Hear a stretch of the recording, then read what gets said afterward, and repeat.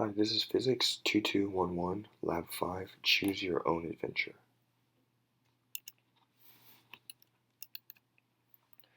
So for this lab, we had the choice to kind of pick what kind of lab we wanted to do, but we had to take like the basic ideas from what we did for previous labs and still apply it. So we still had to use Tracker, use the code in GlowScript, and then also observe the value and make a model at the end.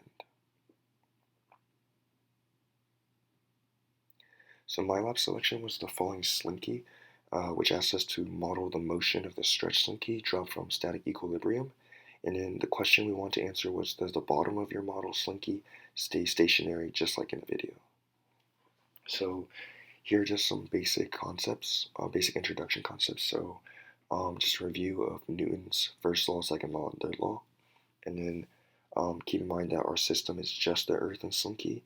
Our starting unit vector will be 0, 1, 0 because it's only pointing in the y direction.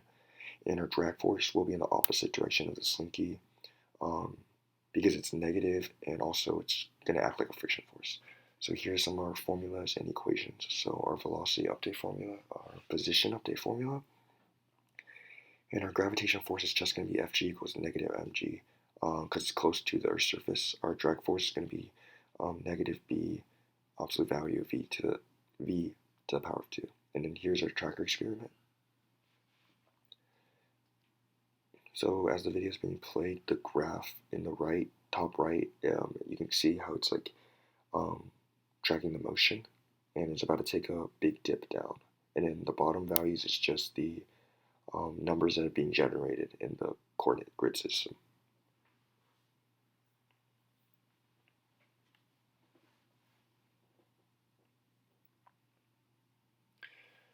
So here's our GlowScript code. So in the top, you can see how everything's kind of being defined.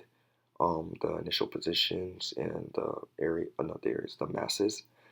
And in the bottom code, we see how our variables are being defined. So G is going to be 9.8. J how is our starting vector. So in this GlowScript code, the left represents as the ball is moving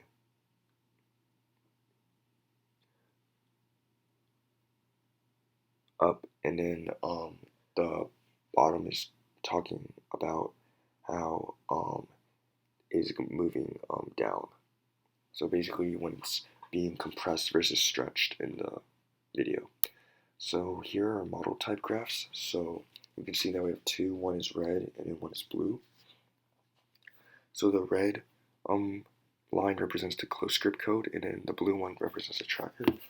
So as we can see, both are very similar until it reaches around 6 seconds to 8 seconds where it kind of veers off. But this is probably most likely due to human error and just the system not accurately predicting the whole direction of the spring. So what does this mean? So the bottom of the slinky did stay stationary until the top of the object fell on top, and this is because the slinky's tension is balancing with the gravitational force, so it's equal net force. And then, but the slinky will eventually compress and fall due to the net force not being equal. And as you can see in the bottom picture, we see the compression versus being stretched, and showing the displacement as well. So thank you.